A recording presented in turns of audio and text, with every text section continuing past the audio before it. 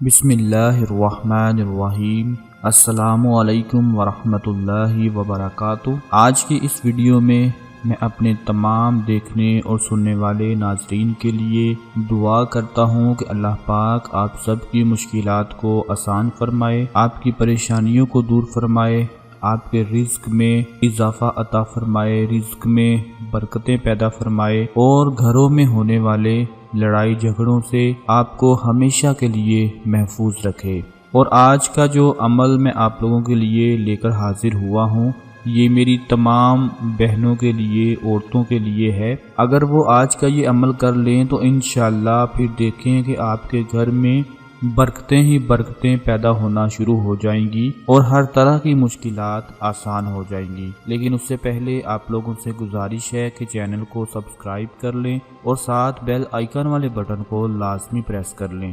ہمارے معاشرے میں نفسا نفسی، نا اتفاقی اور بے برکتی اس قدر بڑھ گئی ہے کہ روزانہ گھروں میں لڑائی جھگڑے ہوتے رہتے ہیں۔ بے روزگاری بھی اس کا بڑا سبب ہے، کیونکہ جن گھروں میں بے روزگاری ہوتی ہے، تنگ دستی ہوتی ہے، وہاں ہمیشہ لڑائی جھگڑے ہوتے ہی رہتے ہیں۔ طبیعتوں میں بے چینی اور ایک دوسرے کی عزت نہ کرنے سے بھی گھروں میں جھگڑا رہتا ہے۔ اس کا سلسلہ ماں باپ سے شروع ہوتا ہے، جو اولاد اور پھر نسلوں تک چلتا رہتا ہے۔ یہ لڑائی اہل خانہ کو بے حد پریشان کرتی ہے۔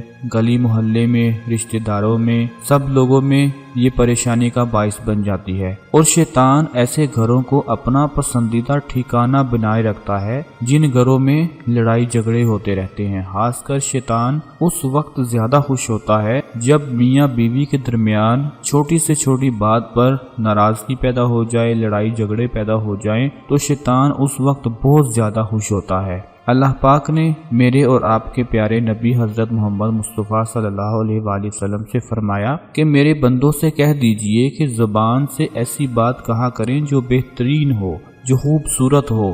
دراصل یہ شیطان ہے جو انسانوں کے درمیان فساد ڈلوانے کی کوشش کرتا ہے۔ حقیقت یہ ہے کہ شیطان انسان کا کھلا دشمن ہے، اور اسی صورت میں وہ انسانوں میں وسوسے ڈالتا رہتا ہے، خاص کر میاں بیوی کے درمیان وسوسے ڈالتا رہتا ہے تاکہ ان میں لڑائی جھگڑے پیدا ہو جائیں۔ لیکن اگر ایک شخص جواب دینے کی بجائے دوسرے کی بات سننے لگے اور آگے سے جواب نہ دے تو ہو سکتا ہے کہ بحث ختم ہو جائے، لڑائی جھگڑے ہی پیدا نہ ہوں۔ لہٰذا جب آپ کو غصہ دلایا جائے تو فوراً پلٹ کر جواب نہ دیں۔ اپنے اوپر قابو رکھنے سے آپ اپنی عزت نفس اور وقار برقرار رکھیں گے۔ یاد رکھیں کہ لڑائی میں جیتنے سے زیادہ اہم یہ ہے کہ گھر میں امن برقرار رہے۔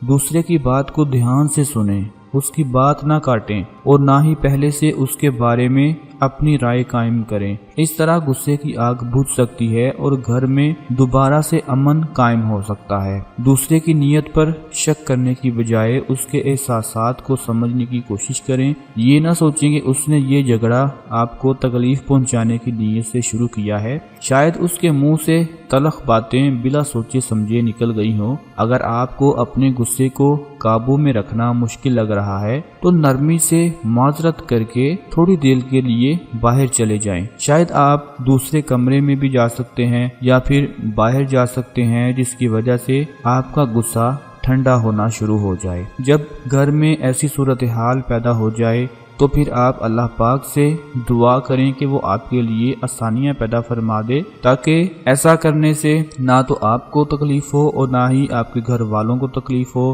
میرے محترم ناظرین، جب اس طرح کی صورتحال پیدا ہونے لگتی ہے تو گھر میں موجود بچے بھی پریشان ہو جاتے ہیں۔ لہٰذا کوشش کریں کہ شیطان کو اپنے سے دور رکھیں، اس کو موقع نہ دیں کہ وہ آپ کے گھر میں لڑائی جھگڑے پیدا کرے، کیونکہ شیطان وسوسے ڈالتا ہے جس کی وجہ سے معاملہ بہت زیادہ خراب ہو جاتا ہے۔ تو آج میں جو عمل آپ لوگوں کو بتانے جا رہا ہوں وہ خصوصاً گھر سے لڑائی جھگڑے ختم کرنے کے حوالے سے ہے، گھر میں برکتیں پیدا کرنے کے حوالے سے ہے، اور جن خواتین کے شوہر چاہتے ہیں کہ ان کے رزق میں، ان کے روزگار میں اضافہ ہو، ترقی پیدا ہو، ان کے لیے آج کا یہ عمل بہت زیادہ اہم ہے۔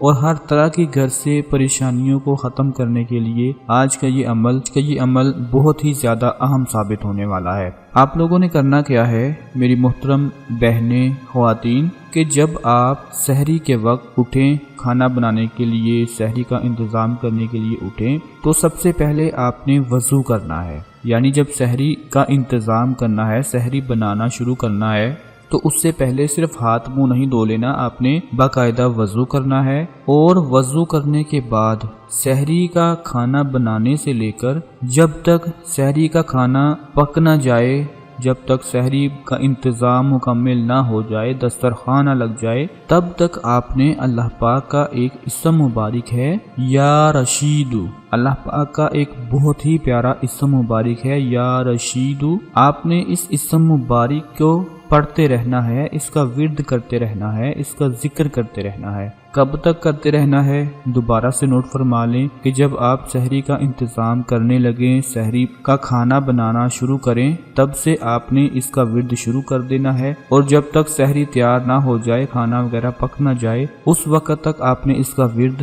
کرتے رہنا ہے۔ میں اپنی بہنوں سے، اپنی خواتین سے یہ التجا کرتا ہوں، گزارش کرتا ہوں کہ اس ماہ رمضان میں جتنے روزے باقی رہ چکے ہیں، آپ یہ عمل کر کے دیکھیں، اللہ پاک کے فضل و کرم سے آپ کا گھر جنت کی طرح بن جائے گا۔ کوئی مشکل کام نہیں، کوئی بڑا کام نہیں، اللہ پاک کا بہت ہی پیارا اسم مبارک ہے، اس کو آپ پڑھتے رہیں، انشاءاللہ آپ کے گھر میں جو آپ کو اس کے فائدے بتائے ہیں، انشاءاللہ وہ آپ کو ملنا شروع ہو جائیں گے۔